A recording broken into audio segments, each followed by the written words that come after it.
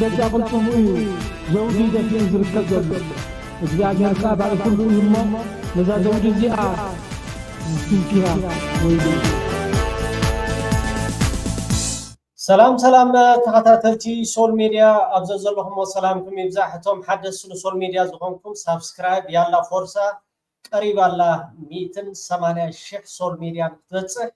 ኣብታ ቀዳመይት ኮመንት ኣብ ኣኽጎድፈልኩም ሳብስክራይብ ቶም ኣባላት ሶል ሚድያ ዘይኮንኩም ካ ፕሊዝ ብዝተኻለኩም መጠን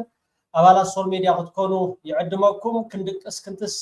ኤርትራውነት ክቡር መንነት ኣይንረስዕ እንዳበልኩ ክቡራት ተኸታተልቲ ካብቶም ሓያላት ኣትካዕቲ ሃገራዊት ጋንታ ኤርትራ ብዕድመ ኣዝዩ ንኡስ ኣብ ሼፊልድ ዩናይትድ ዝፃወት ሴም ኢዮብ ብሰላም ናብ ዓዲ እንግሊዝ ተመሊሱሎ ከምዚ ትርእይዎ ዘለኹም ከዓ ኣዲኡ ዋዕሮ ንሱ እውን ኣዝዩ ኣንበሳ ሴም ኢዮብ ካብቶም ኣትካዕቲ ኣብ መጻኢ ብዙሕ ኣበርክቶ ክገብር ዝኽእል ንሃገራዊት ጋንታ ኤርትራ ብደረጃ ዓለም እውን ካብቶም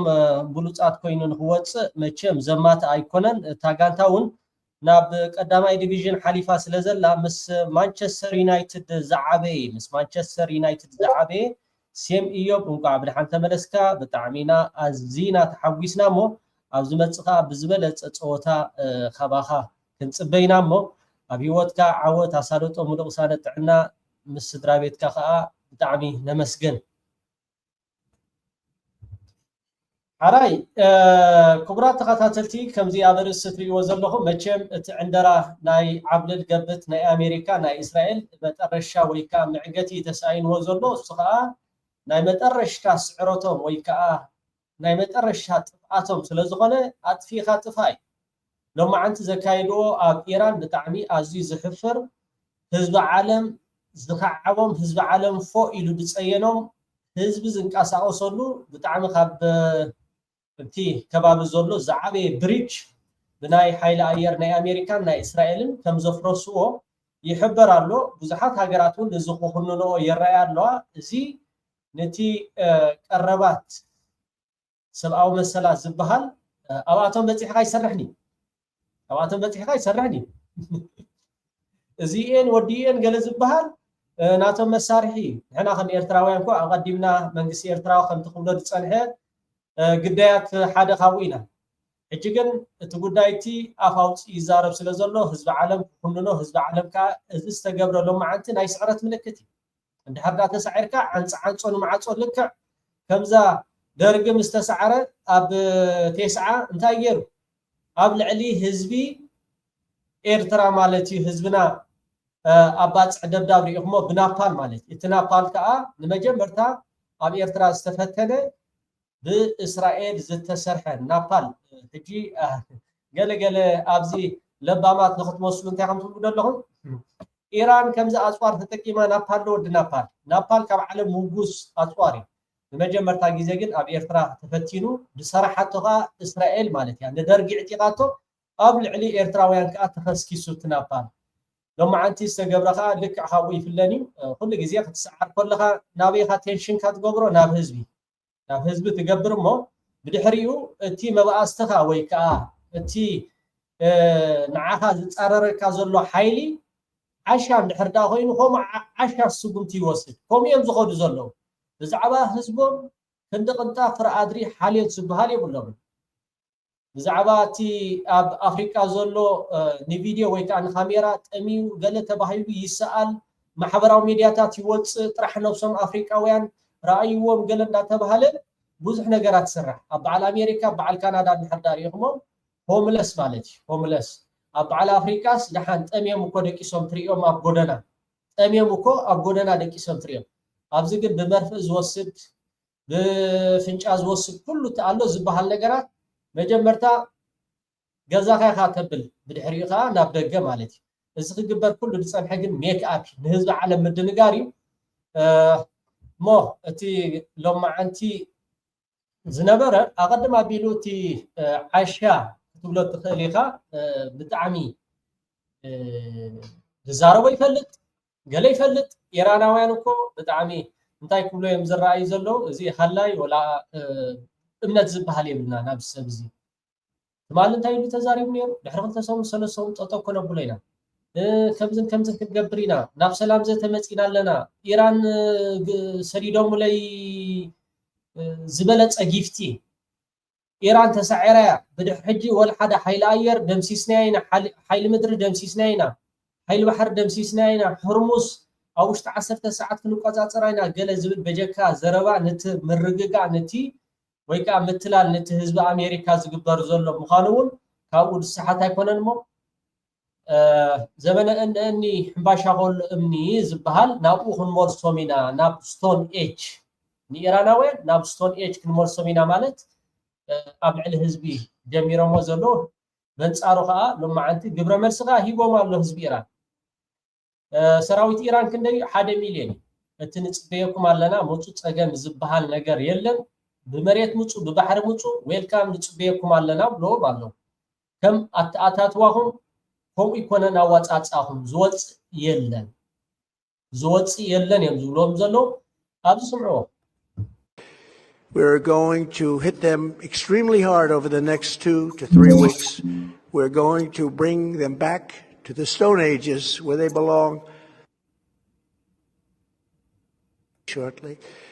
We're going to hit them extremely hard over the next 2 to 3 weeks. We're going to bring them back to the Stone Ages where they belong. እዛ ዘረባ እዚኣ ዛረባ ደሎ ዋላቶም ኢራናውያኑን ብርዝን ዝበለ ብለባም መልሲም ሂቦሞ ደሎ ንሕና 6000 ዓመት ታሪክ ዘለና የንስሓቂ 250 ዓመት ዘለካ ታሪክ ን6000 ክድምስስ ይትረፍ እቲ ሓሲብካ ወይ ከዓ ትወፂንካ ዘለካ ብመሬት ምፃ ጥራሕ ፅቡቅ ጌርና ክንቅበለካ ኢና ፅቡቅ ጌርና ከነስተኣናግደካ ኢና ዝወፀ ግን ኣይኣቱኒ ብምባል 4 ነጥቢ ሂቦም ኣለዉ tallest bridge that runs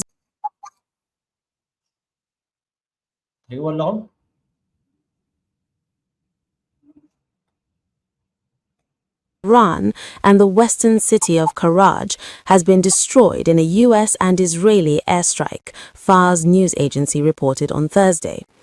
Video footage circulating in social media captures the strike that was followed by powerful explosions. According to early assessments, several people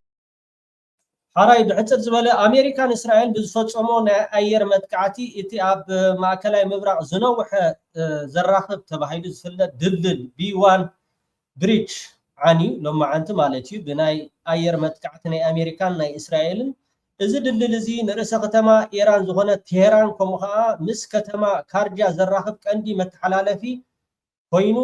ፕሬዝዳንት ትራምፕ ናብ ዘመነ እምኒ ክንመርሰኩም ኢና ድሕሪ ኢሉ ምፍካሩ መጥቃዕቲ ምፍጻሙ ንህዝቢ ኢራን ካብ ከተማ ንምውፃእ መሰረታዊ ቀረብ ምእታው ዘለዎ ተኽእሎ ኣዝዩ ከቢድ ህዝቢ ኢራን መግቢ ቀረባት ሎጂስቲክስ ተፈላለየ ነገር ህዝባዊ ዝጥቀመሉ ነገራት እዚ ትሪኦ ዘለኹም እዚ ብሪጅ ምስ ቢንቶ የንኩባኣስ ጀሚሮም ምስ ቢንቶ ነቲ ኣጽዋራት ትሕቲ መሬት ዘሎ ክረኽቦ ስለ ዘይከኣሉ 1 ኪሎ ሜትር ዑምቀት ዘለዎ ብጎቦ ኩሉ እቲ ኣሎ ዝበሃል ኣጽዋራት ፈቲኖሞ ኮነሎም ኣይካለን ከምዚ ትሪእዎ ዘለኹም ከዓ ንኽልተ ክፋል ወይ ከዓ ጥርዚ ተራኽብ ዝኽእል እቲ ዝዓበየ ብሪጅ ሎማዓንቲ ሲሮም ኣለዉ powerful explosions. According to early assessments, several people have been injured and other areas of Karaj have been struck. The bridge was hit again an hour later. A few minutes ago, the American Zionist enemy once again targeted the B1 bridge in Karaj, state TV said, adding that the first strike had caused 2 civilian casualties. B1 bridge is considered the Middle East's highest bridge and was inaugurated earlier this year. Reports from local outlets and an AFP correspondent indicated that multiple powerful blasts struck Iran's capital on Thursday, causing buildings to tremble and shockwaves to ripple throughout the city. The explosions were noticeable in central Tehran, while domestic media, such as the Sharg newspaper, also reported detonations occurring in both the western and eastern areas of the capital. So far, Israeli authorities ንዌስተን ንኤስተን ንምብራቕን ንምዕራብን ዘራኽብ ኮይኑ እዚ ብሪጅ እዚ ብጣዕሚ ካብቶም ኣለው ዝበሃሉ ዓበይቲ እዩ እዚ ከዓ ህዝቢ ዝጥቀመሉ ግን እንታይ እዩ ዓንፃ ንማዕፆ እንድሕር ዳኣ ስዕረትካ ክትቅበል ተዘይክኢልካ ስዕረትካ እቲ ዝኸይደሎ ኩነታት ካብ ኢድ ቁፅፅሮም ወፃኢ ኮይኑ እንዳኸደ ኣብዚ ሕጂ እዋን እዚ መቸም ካልኦት ሃገራት ከምዚ ነይረን እንትኾና ንዓይ እንተኣከብ ድምፅኻ ሃብ ንኾንኖም እገዳ ንግበረሎም ከምዚ ኣብ ልዕሊ ሰላማዊ ሰባት ገለ እንዳተባሃለ ብዙሕ ዳንኬራ ምስተሃርመ ነይሩ ግን እንታይ እዩ ኩሉ ግዜ እቲ ክግበር ዝፀንሐ እስኡ ኢልካ ንፖለቲካ ሃልኪ ናይ ዓብል ገብት ሎሚ ቅርዓት ወፂኡ ከምዚ ትሪእዎ ዘለኹም ዓንፆ ንማዕፆ ንምዕራብን ንምብራቕን ዘራኽብ እቲ ዝዓበየ ድልድል ኣብዚ ቦታ እዚ ዝርከብ ማለት እዩ ካብተን ኣብቲ ዘለዋ ከባቢ ሃገራት እውን እቲ ዝዓበየ ግን እንታይ እዩ ብከምዚ ኸ ክስዕር ትኽእል ኢኻ ንዝብል ሕቶ መቸም እቲ ስዒቡ ዝመፅእ ኣይርድእዎን ኣለው ኣብዚ ሕጂ እዋን እቲ ሙዱብ ሰራዊት 1 ሚልዮን ሰራዊት ኣሎ ናይ ኣጋር ማለት ናይ ኣጋር 1 ሚልዮን ሰራዊት ተደሊኹም ብሰማይ ምፁ ተደሊኹም ብምድሪ ምፁ ኣብ መሬትና እንድሕር ዳ ረጊፅኩም ግን ክንቀብረኩም ኢና ዝብል እዩ ድሕሪ እዚ ናይ ድልድል ምህራሞም እቲ ህዝቢ ተቆጢዑ ኣብዚ ዓንተወይ እውን ሓቢረ ነይራ ኣብ ላይፍ እንድሕር ዳ ተኸታቲልኩም ቴህራን ኣፕሪል ኢራን ፓርላመንት ስፒከር መሐመድ ተርስደይ nearly 7 million Iran stand ready to defend the country. ክንደይ 7 ሚልዮን ብወለንታ ባቃ ብድሌቶም ብወለንታ በቲ ናቶም ሃገራውነት ተሰሚዕዎም ባቃ ኣብ ጎኒ እቲ ምክልኻል ናይ ኢራን ኣለና መስዋዕትን ክንከፍል ድልዋቲና ሬድ ኣለና ብምባል 7 ሚልዮን ህዝቢ በዚ ጉዳይ እዚ ዝኸይድ ዘሎ ሓለፍቶም ዝተቐትለ ካብቲ መራሒ ናይ ኢራን ኣትሒዝካ ካብቲ ድጅመር ኩናት ከምኡ ከም በዓል ዓሊ ላርጃኒ ብዙሓት ጀነራላት ድሕሪ ምቕታሎም ህዝቢ ኢራን ተቆጢዑ እቲ ፀብፃብ ዝመፅእ ዘሎ ከዓ በጀካቲ ሙዱብ ሰራዊት 1 ሚልዮን ኣብዚ ዝፈጠሮ ቁጥዕ ወይ ከዓ እቲ ህዝቢ ብጣዕሚ ፅላኣት ኣብ ልዕሊ እቶም ውሕዳትን እቶም ንእስራኤል ዝመርሕዋ ዘለዉ ንኣሜሪካን ዝመርሕዋን ዘለዉ ብመሬት ብምግጣም ወይ ከዓ ብዝተፈላለየ ነገራት መስዋዕቲ ንክኸፍሉ 7 ሚልዮን ሬዲ ምህላዎም እዮም ዝነግሩ ዘለዉ እዚ ከዓ ቀሊል ቁፅሪ ይኮነን Earlier this year. Reports from local outlets and an AFP correspondent indicated that multiple powerful blasts struck Iran's capital on Thursday, causing buildings to tremble and shockwaves to ripple throughout the city. The explosions were noticeable in central Tehran, while domestic media, such as the Sharg newspaper, also reported detonations occurring in both the western and eastern areas of the capital. So far, Israeli authorities have not disclosed whether the attack was intended as a warning or constituted a direct airstrike. Nevertheless, with regional tensions already extremely high, the loss of such a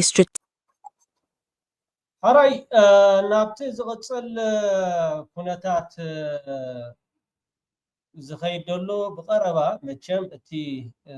ኣባይታ ከም ዝትሪእዎ ዘለኹም ኮይኑ ኣብቲ ዲፕሎማሲ ከዓ እስራኤል እንዳተሰዓረት ኣሜሪካ ከዓ እንዳተሰዓረት እተን ከይተፀውዓ ኣቤት ዝብላ ዝነበራ እተን ድምፅኽን ሃባ ከይተባሃላ ንኣሜሪካ ድምፀን ዝህባ ዝነበራ እተን ገንዘብክን ኣይተሃባ እንዳተባሃላ ንኣሜሪካ ገንዘብ ዝህባ ዝነበራ ኣብዚ ሕጂ እዋን ግን ባቃ ሕቆን ከብድን ኮይኖም ጣልያን ስፔን ፍራንስ ጀርመን ካልኦት ሃገራት ማለት እዩ ተን ኤውሮጳዊ ሕብረት ጀርመን ቁርብተይ ሓንሳብ ውዒት ትኸውን ሓንሳብ ዝሕልት ትኸውን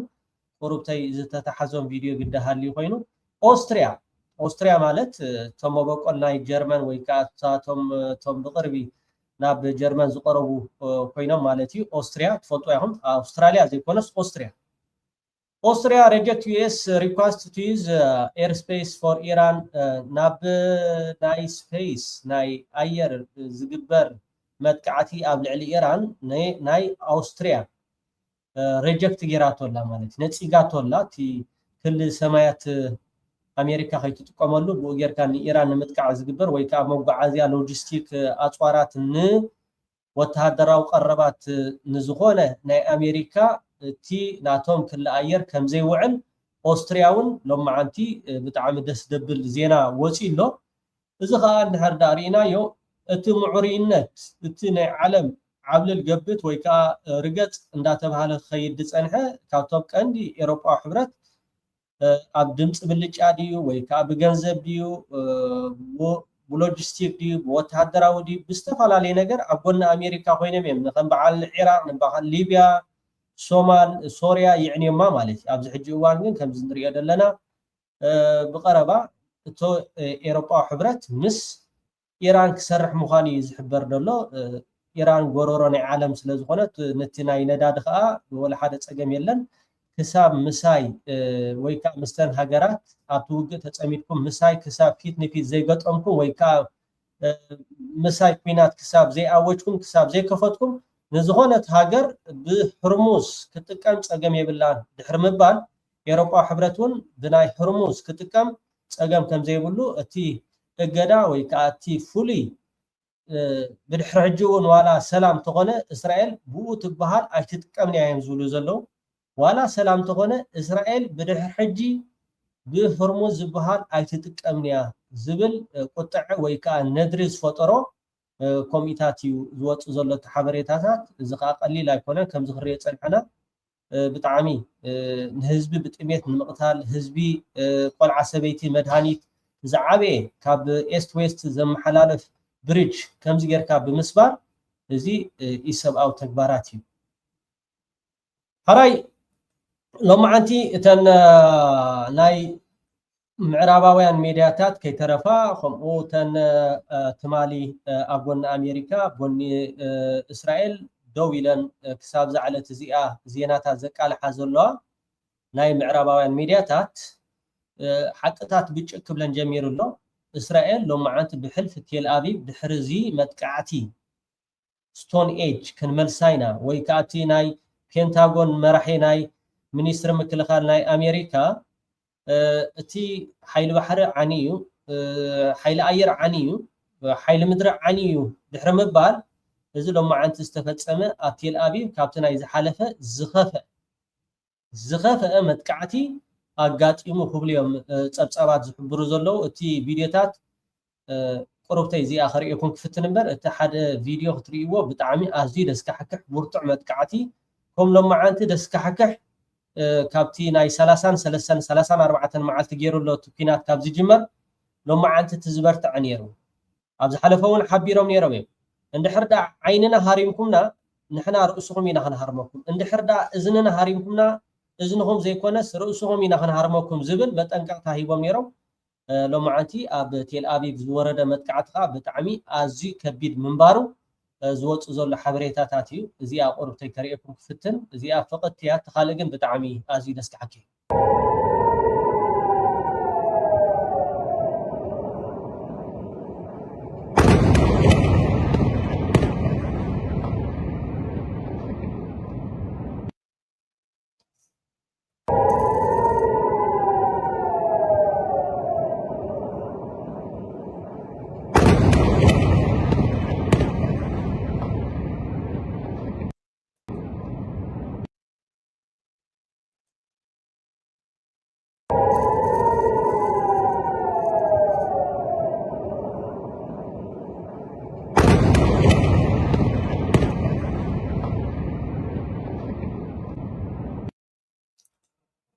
ሓራይ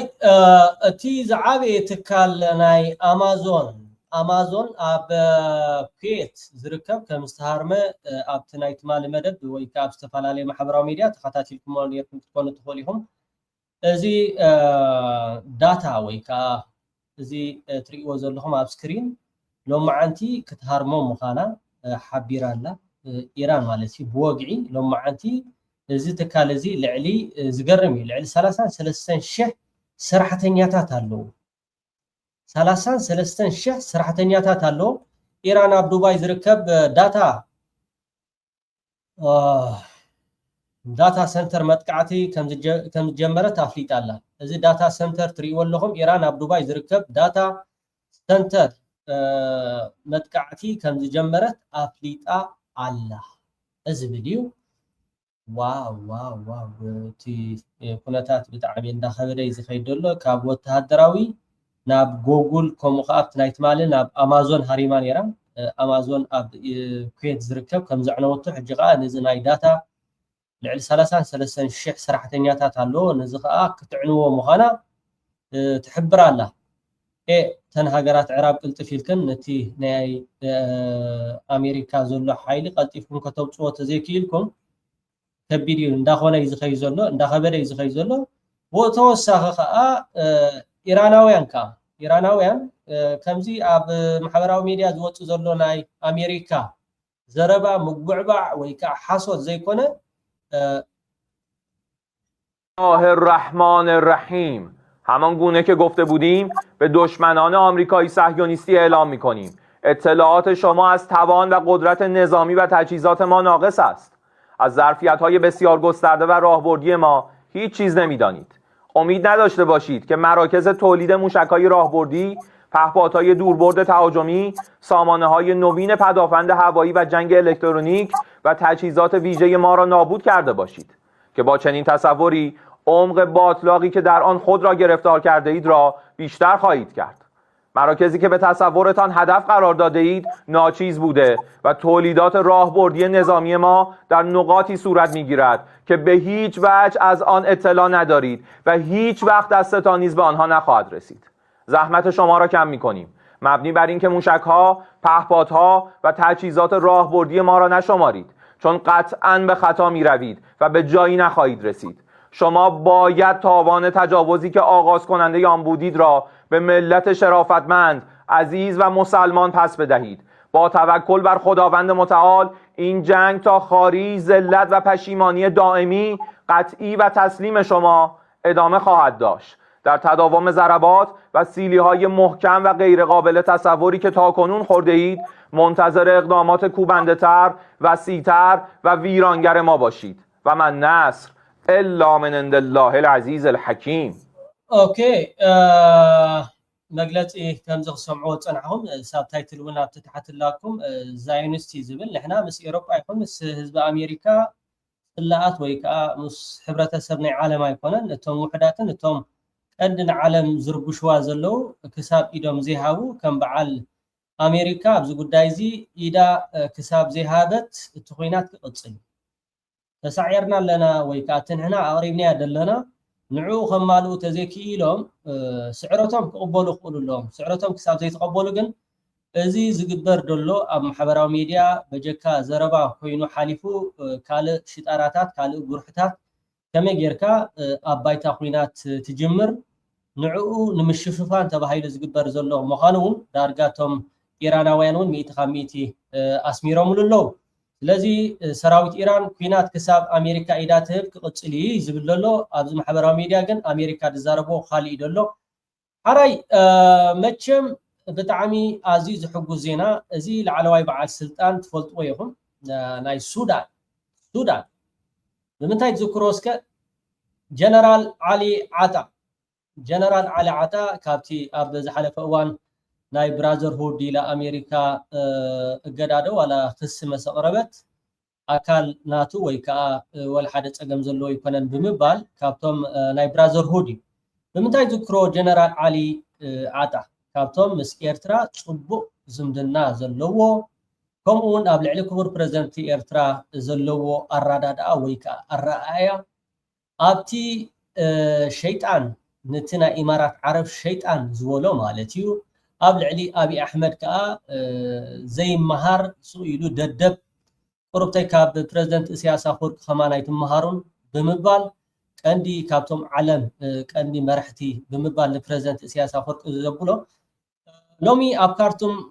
ዝወዓለ ብጣዕሚ ኣዝዩ ደስ ደብል ዜና እዩ እዚ ላዕለዋይ ቺፍ ኣዛዚ ኮይኑ ሙሉእ ስልጣን ተዋሂብዎ ነቲ ናይ ሰራዊት ይኹን ከምኡውን ኣልቡርሃን ኣብ ዘለዎ ዘይብሉ ሙሉእ ስልጣን ተዋሂቡ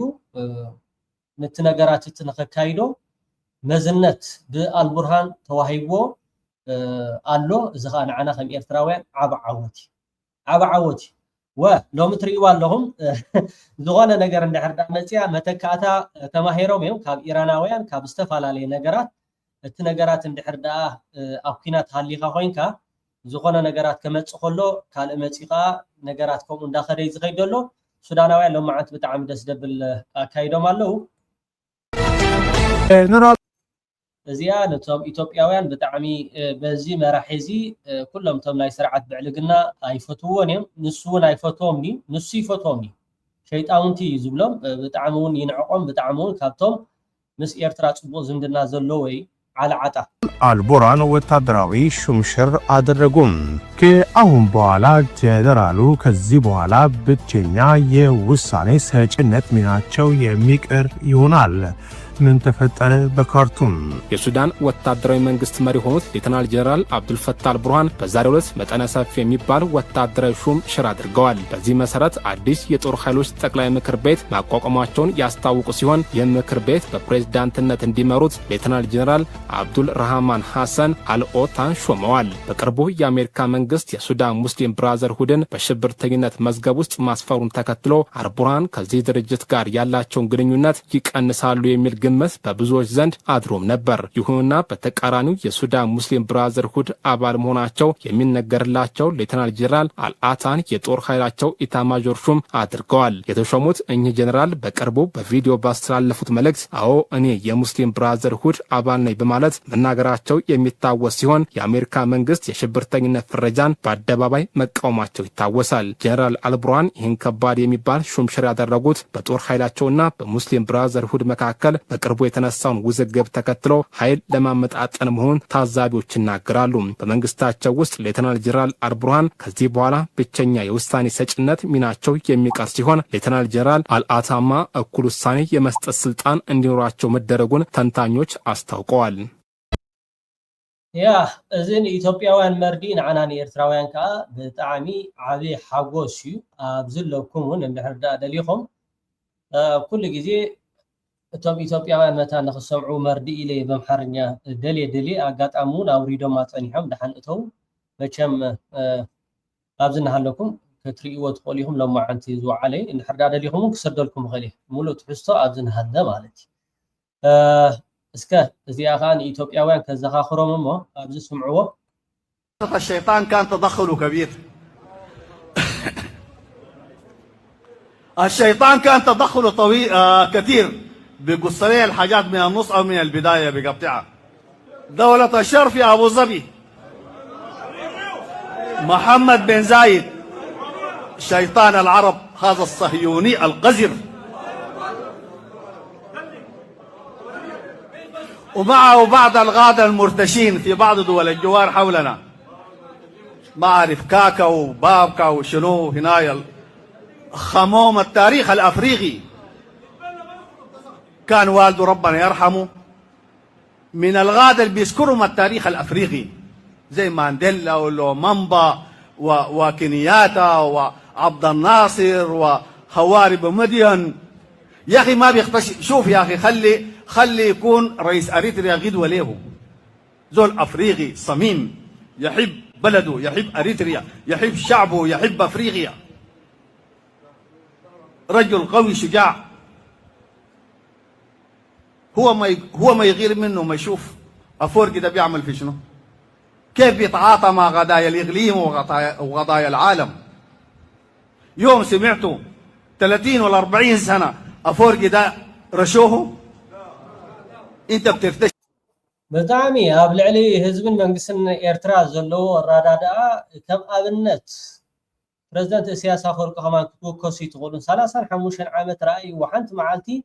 ሃገሩ ይሕሊፍ ይፈልጥ ዶ ኣይፈልጥን እዩ ንምዕራባውያን ተጎንቢሕ ይፈልጥ ዶ ኣይፈልጥን እዩ رأيو حاسي فلدو حاسي فلدني سلازي قربتي كمان كاب بريزيدنت إسياس أفورقي كمان أي تمهارو نتناي تشاد مرحي نناي ليبيا حفتار كمو نناي إثيوبيا سلازي اتي شيطان زغونخا أناي عرب شيطان زولو زولخا أناي إمارات عربي سلازي نحنا خم إرتراوين نكو حقوسكا بتعمي سمريسكا البرهان دحانوتو سمريسكا نكو حقوسنا رجل قوي شجاع هو ما يغير منه ما يشوف أفورقي ده بيعمل في شنو؟ كيف بيتعاطى مع قضايا الإقليم وقضايا العالم؟ يوم سمعتوا 30 ولا 40 سنة أفورقي ده رشوه؟ أنت بترتشي لشنو؟ أريتريا دي أكلت الحصحاصة لحد ما قاموا من وجه الأرض بعزة وبكرامة. أنت برشوك، أنت رئيس دولة كبيرة عندها تاريخ شعبي عنده تاريخ يرشوك. إنها الغزارة في أقبح صورها.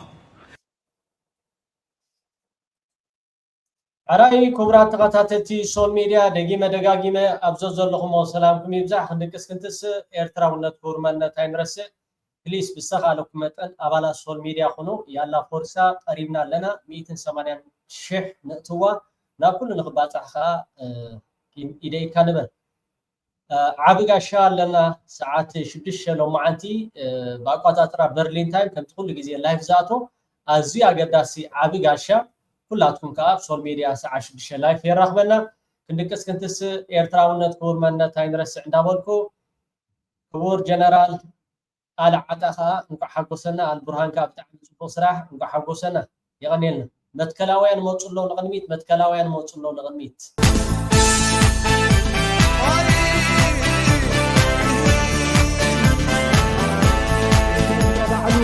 بجد قلتم زوجي دفين زركة جل እግዚአብሔር ካባለ ሁሉ ይሞ ለዛ ዘውድ ዚአ ትንኪያ ወይ